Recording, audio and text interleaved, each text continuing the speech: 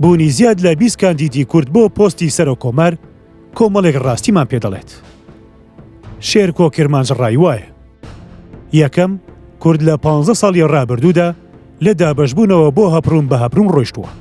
دووەم، لە باشوور سەرۆکی خۆ سەپێن و دروستکراو زۆر، بەس یەک ڕابەری بۆ دەرمانیش تێدا نییە. سێیەم، کورد لەبەر ململانی ناوخۆیی کوردی بە تەواوی پرسە سەرێکیان نەتەوەی و نیشتیمانیەکانی لەبیر کردووە.